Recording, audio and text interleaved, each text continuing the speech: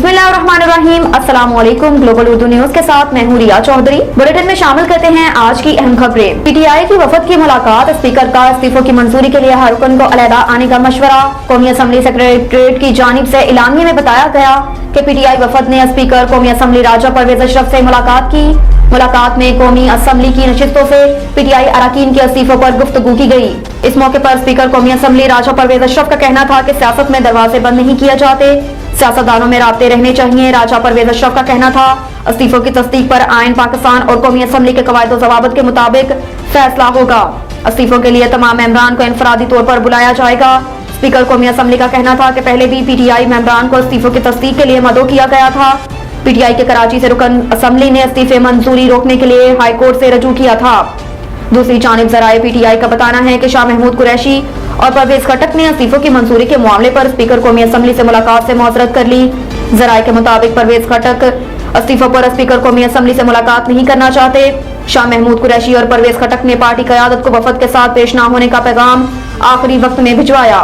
शाह महमूद कुरैशी की गैर मौजूदगी में असद कैसर स्पीकर कौमी असम्बली राजा परवेज अशरफ से मुलाकात के लिए पहुंचे। याद रहे कि शाह महमूद कुरैशी पार्लियामेंट में वापसी का अंदिया भी दे चुके हैं, जबकि जराए का बताना है कि परवेज खटक इस्तीफों की बजाय मुस्तकबिल में इंतखाबात पर बात के लिए वफद का हिस्सा होंगे। इलेक्शन होते नजर नहीं आ रहे, टेंको करप्ट हुकूमत का शोशा छोड़ा जा रहा है। इमरान खान लाहौर में सहाफियों से गुफ्तगू करते हुए इमरान खान का कहना था कि टेंकोक्रेट हुकूमत लाने का शोशा छोड़ा जा रहा है। इस वक्त एस्टेब्लिशमेंट के साथ कोई राब्ता नहीं। आइंदा आम इंतखाबात में पॉलिटिकल इंजीनियरिंग की गई तो नताइज अच्छे नहीं होंगे। मशरकी पाकिस्तान में सबसे बड़ी जमात का मैंडेट तस्लीम नहीं किया गया था। इमरान खान का कहना था कि अभी मुझे इलेक्शन होते नजर नहीं आ रहे, पीडीएम सिर्फ ड्राइंग रूम की जमात बनकर रह जाएगी। जनरल रिटायर्ड बाजवा ने इस मुल्क पर बड़ा जुल्म किया, हम डिफॉल्ट के करीब खड़े हैं। जनरल रिटायर्ड बाजवा से हमारी हुकूमत के अच्छे वर्किंग रिलेशन रहे। साबिक वज़ीर आज़म का कहना था कि जनरल रिटायर्ड बाजवा के नजदीक सियासतदानों की करप्शन बेमायनी थी। नैब कवानीन में तरमीम करके 1100 अरब रुपए की करप्शन के केसेस खत्म किए गए। मुस्लिम लीग नून और पीपल्स पार्टी के मफादात बैरून मुल्क हैं। दोनों खानदानों के मफादात पाकिस्तान से नहीं तो उनसे मिसाक मौशत कैसे हो करें। उनका कहना था कि हमारी हुकूमत में 5% डिफॉल्ट का खतरा था, जो अब 90% हो चुका है। मुल्क पर कब्जा, ग्रुप का राज और जंगल का कानून है। कानून की हुक्मरानी के कायम किए बगैर पाकिस्तान के मसाइल हल नहीं हो सकते। सरकारी हेलीकॉप्टर न देने का मामला, गवर्नर पख्तूनख्वा ने भी अहम ऐलान कर दिया। पेशावर में सरकारी हेलीकॉप्टर के इस्तेमाल के मामले पर गवर्नर और वज़ीर आला खैबर पख्तूनख्वा आमने सामने आ गए। गवर्नर खैबर पख्तूनख्वा हाजी गुलाम अली ने वज़ीर आला महमूद खान के हेलीकॉप्टर को गवर्नर हाउस में लैंडिंग की इजाजत देने से इनकार कर दिया। गवर्नर केपी गुलाम अली का कहना है कि वज़ीर आला का हेलीकॉप्टर गवर्नर हाउस में नहीं उतर सकेगा। वज़ीर आला ने सरकारी हेलीकॉप्टर को जाती हेलीकॉप्टर बना दिया। जाती हेलीकॉप्टर के लिए वज़ीर आला अपने घर में बंदोबस्त करें। हाजी गुलाम अली ने मजीद कहा कि हुकूमत पाकिस्तान के हेलीकॉप्टर को गवर्नर हाउस में लैंडिंग की इजाजत होगी। ख्याल रहे कि गवर्नर केपी हाजी गुलाम अली ने सूबाई हुकूमत से 3 बार हेलीकॉप्टर मांगा था, लेकिन वज़ीर आला केपी ने हेलीकॉप्टर गवर्नर को देने से इनकार कर दिया था। एमक्यूएम के वफद की गवर्नर सिंध के साथ होने वाली मुलाकात की अंदरूनी कहानी। गवर्नर हाउस में रात के मुत्तहिदा कौमी मूवमेंट एमक्यूएम पाकिस्तान के होने वाले इजलास की अंदरूनी कहानी सामने आ गई। कराची में कन्वीनर खालिद मकबूल सदीकी की ज़ेर सदारत इजलास मुनक्किद हुआ, जिसमें एमक्यूएम के ओहदेदारान और गवर्नर सिंध कामरान टस्वरी भी मौजूद थे। जराये के मुताबिक इजलास में पीएसपी के चेयरमैन समेत रहनुमाओं की एमक्यूएम पाकिस्तान में वापसी पर तबादला ख्याल किया गया। जराये का कहना है कि इजलास में डॉक्टर फारूक सत्तार की वापसी पर भी बातचीत हुई। गवर्नर सिंध ने मुस्तफा कमाल, अनीस कायम खानी और फारूक सत्तार से होने वाली मुलाकात से आगाह किया। जराये ने बताया कि पीएसपी और डॉक्टर फारूक सत्तार की वापसी से मुतल्लिक राब्ता कमेटी के मजीद इजलास होंगे। जराये ने यह भी कहा कि गवर्नर सिंध को एक बार फिर एमक्यूएम की तशवीश से वफाकी हुकूमत को आगाह करने का टास्क दे दिया गया। एमक्यूएम पाकिस्तान ने पाकिस्तान पीपल्स पार्टी पीपी और मुस्लिम लीग नून के साथ मुआहदों में ताखीर पर इजहार तशवीश किया। कराची में बल्दियाती हल्का बंदियां दुरुस्त न होने पर और बल्दियाती कानून में आर्टिकल 140A के तहत तरमीम में ताखीर पर तशवीश का इजहार किया गया। महंगाई के सताए आवाम के लिए 2022 कितना महंगा रहा। अदारा शुमारियात के अदादोशुमार जारी। महंगाई के सताए आवाम के लिए साल 2022 भारी रहा। आटे की 20 किलो थैले की कीमत में 1000 रुपए तक रिकॉर्ड इजाफा हुआ। जनवरी 2022 में 20 किलो आटे की ज्यादा से ज्यादा कीमत 1500 रुपए थी, जो दिसंबर में 2500 रुपए तक पहुंच गई।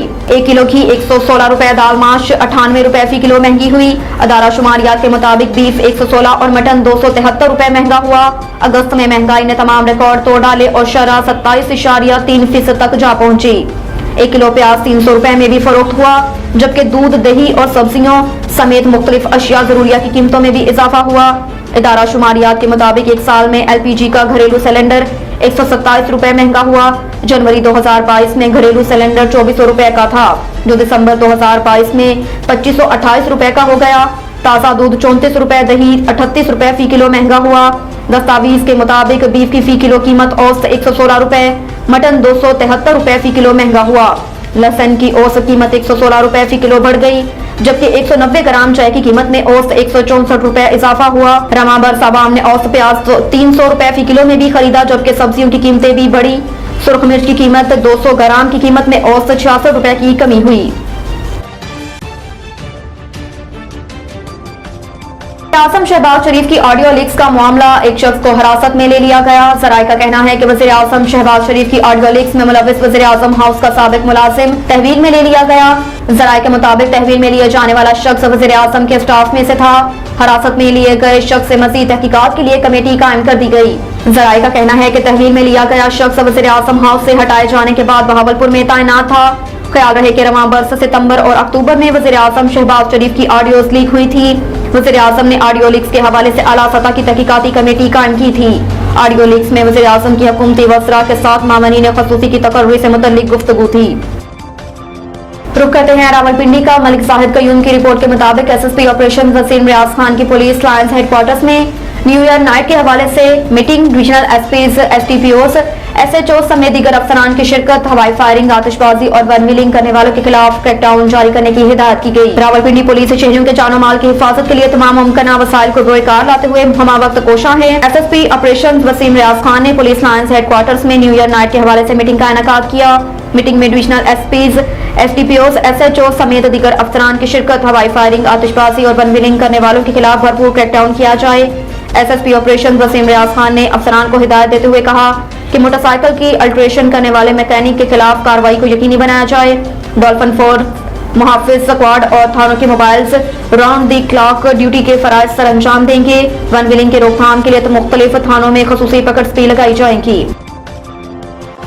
रुक करते हैं भिंबर आजाद कश्मीर का। ब्यूरो चीफ इरफान यूनुस की रिपोर्ट के मुताबिक आजाद कश्मीर में कुछ ऐसे भी लीडर हैं जो हारने के बाद भी आवाम के दर्द और मसाइल से बखूबी वाकिफ हैं। बल्दियाती इलेक्शन में हारने के बावजूद भी मिर्जा असगर जराल ने सियासी दावे नहीं अमली काम करके दिखा दिया। हार कर भी अहलियान इलाका की खिदमत में पेश मोहल्ला परवेजाबाद, जहां बिजली न होने के बराबर थी और 3 फेज लाइनें लगाना नामुमकिन समझा जाता था, वहां मिर्जा असगर जराल ने इन मोहल्ले वालों की जरूरियात को मद्देनजर रखते हुए इजाफी ट्रांसफार्मर देकर गाँव वालों का दिल जीत लिया। सूबेदार कयूम, बिलाल परवेज, सदीक लतीफ, तारिक जावेद, खावर मुश्ताक, शेख परवेज, राजा जमील, राजा अकील, राजा अदील, हाफिज कैसर, माजिद सदीक, शबीर मुनीर, अली असगर, राजा इमरान, अशरफ बशीर, शनावर मुश्ताक, अकबर अकरम, अली रजा, रशीद, साजिद कयूम, वाजिद कयूम, जासिद कयूम, नवाब जमाल, शकूर, दानिश मंजूर, आलियुत ने मिर्जा असगर जराल और मेंबर असलम जलाल का शुक्रिया अदा किया और आने वाले इलेक्शन में भरपूर पूरी कुव्वत के साथ निभाने का वादा किया।